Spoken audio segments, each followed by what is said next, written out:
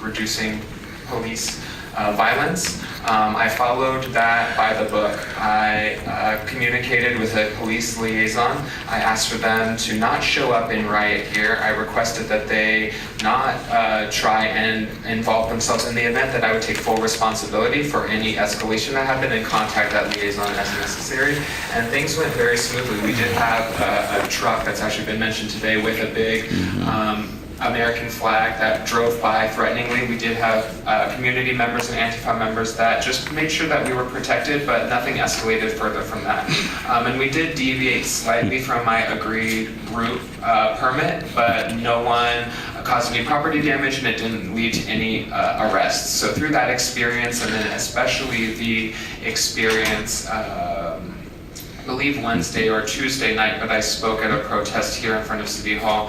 I made sure that I showed up for the community, and of course to support the expression of people's voices, but to also study the police behavior, the responses in situations like that, and what the strategies were for handling those.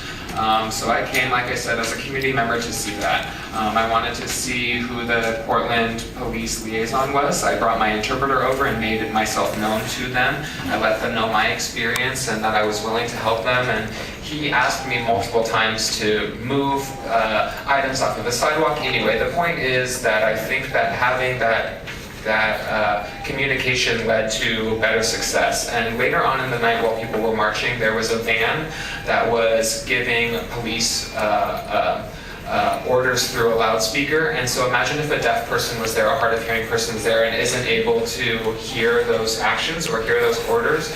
The ordinance needs to be accessible for deaf and hard of hearing people who are there, and the way that we're approaching it right now is completely inaccessible. So anything that's inaccessible and not serving the whole community needs to be held on and reassessed completely. And I do have some pictures that I brought with me today. Here's one that I'd like to show. I hope I can get it up on the camera here. So, Philip, can you leave it with the clerk and she can photocopy and pass it out, and I will give them back to you. Perfect, I'll give them to the clerk. So just for the record, I wanted to make sure that I mentioned them.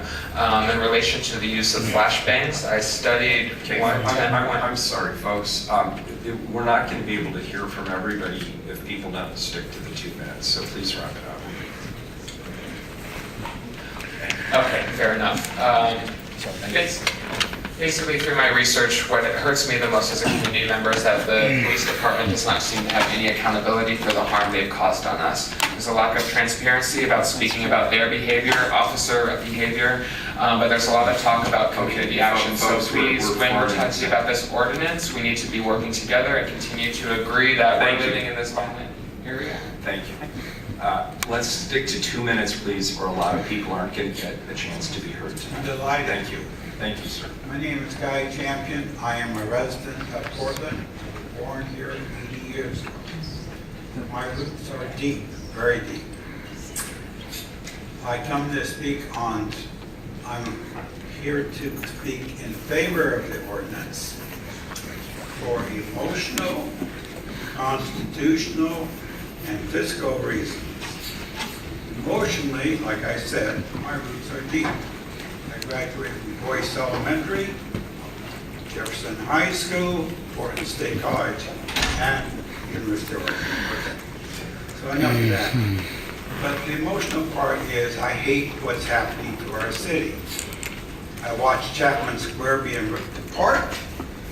I got a flat tire. Driving my scooter, I use a mobility device in the Pearl District because of broken glass everywhere, because of, I think, not far right-wing, but maybe anarchist group. I hate what's happening. So emotionally, it really hurts. Constitutionally, this is an issue that we haven't talked about very much about. We talked about freedom of speech. But we have not talked about the freedom to move about our city safely, without arrest, without fear, without flat tires. Okay? So constitutionally, I feel my rights have been imposed on many times.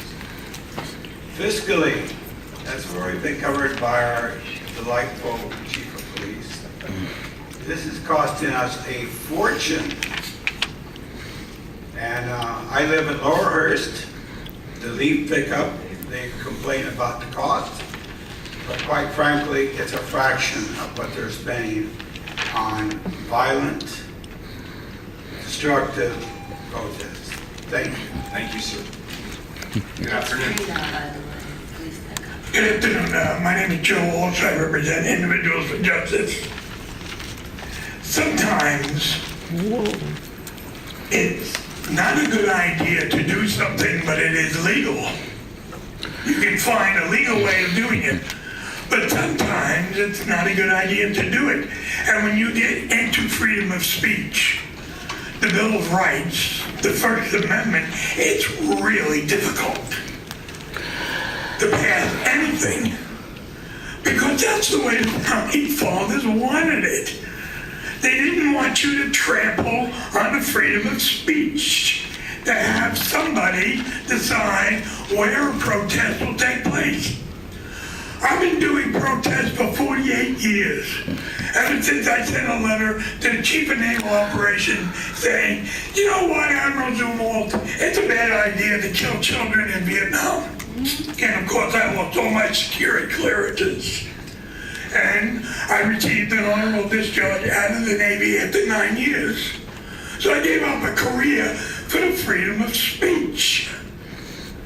That's what this is about, Mayor. When I heard you were going to do this, I couldn't figure out why. Why would you do this? Is there, slaughter in the streets of Portland? No.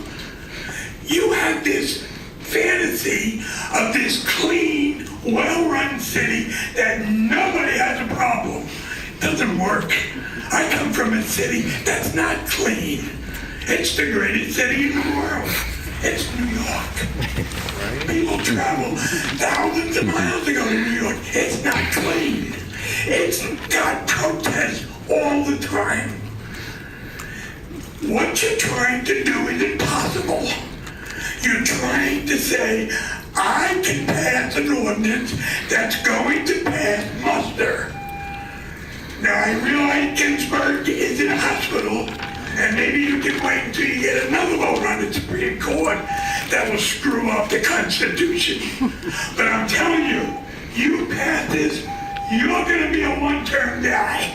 You're going to the Mediterranean to look for whales. To see if it's moving in front of Greece. Thank you. So we can find a real democracy. Thank you. Ladies and gentlemen. Walsh, thank you. Mr. Walsh, next three, please. Freedom of speech. Next three. Disabilities or children? Mr. Walsh. Any more disabilities or children? Do 2 minutes Mr. anymore. Walsh, you are in violation of the council. You are robbing other people of their First Amendment rights. Did that occur to you? I'm not in violence. You are. No, you are. Welcome to the world of rallies. You take We'll take a recess. and then say Look 2 minutes. Tell him, Joe. Don't touch me. Don't touch me. You're supposed to give him a written order first. Now what are you going to do now there? Dictator to a veteran. Are you going to say veterans are wonderful? I'm not leaving. You got the cops over there. With guns. In a confined location. Get out. Whoa, whoa, whoa! You can't. You're out of line. You can't do that. Security, you're out of line. You can't. You're out of line. You guys beat up old people. How's that, asshole? Why is this funny? What do you want? I understand what you're about. Yeah, Kev's the one that needs to leave. David and Robert, just take your seats so we can get going again. Let's go. David. Oh, Ted's not here. Sit down. Can you sit down? What a whole man. Be down on the lane. I had to come down and went on the outside.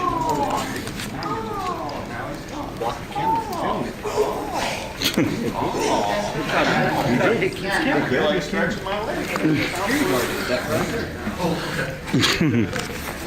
his hand, grab the camera.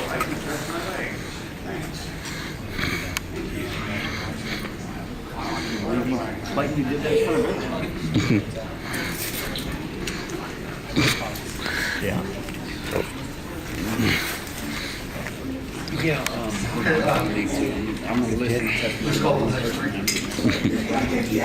Put me back on. Yeah, he's gonna, I want to First three are Robert West, Dan Handelman, and Peggy Zabrowski.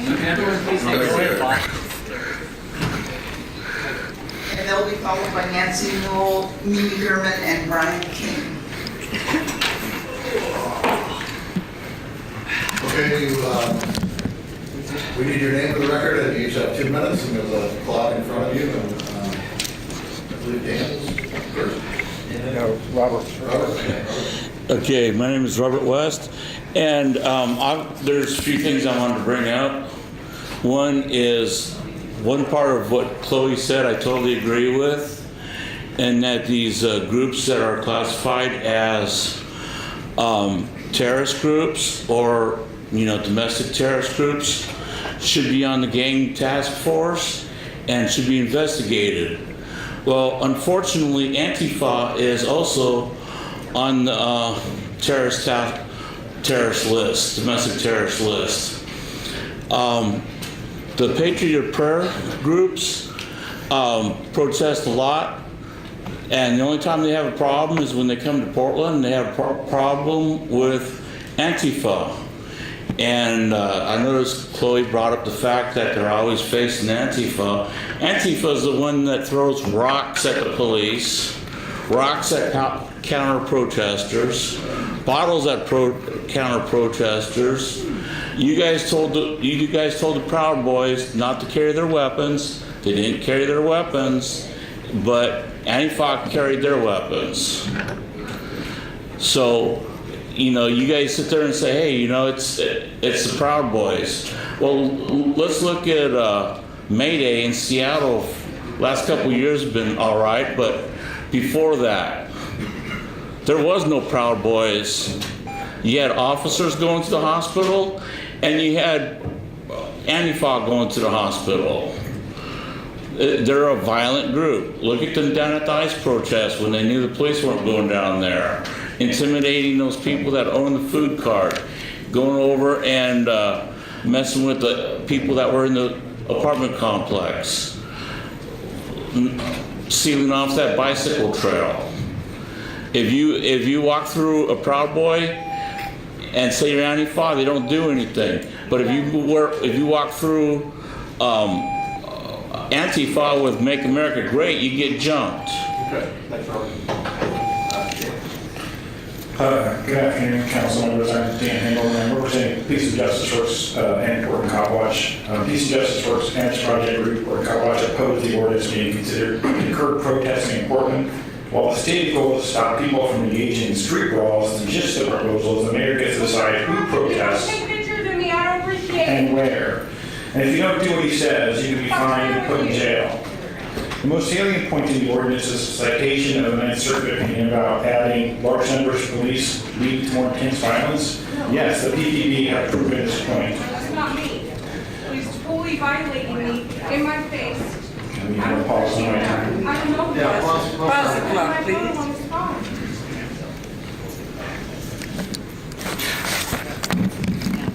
Are we ready? And take him outside. He said we're not supposed to be. I was there.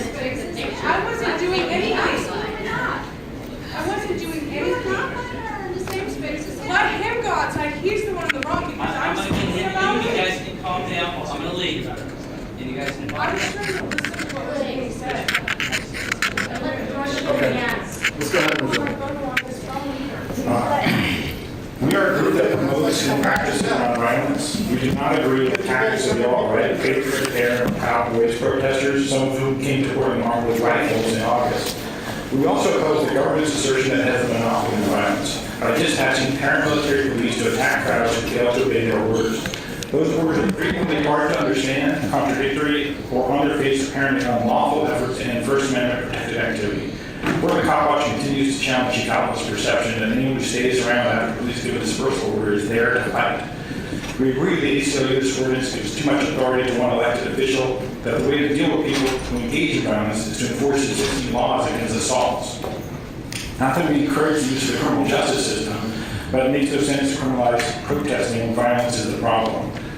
The mayor asked why wait for people to engage in violence before stopping it. The reason is the same why the U.S. should not engage in preemptive wars, and why the UN only recognizes states' rights to act in self-defense. Preemptive action is first strike action.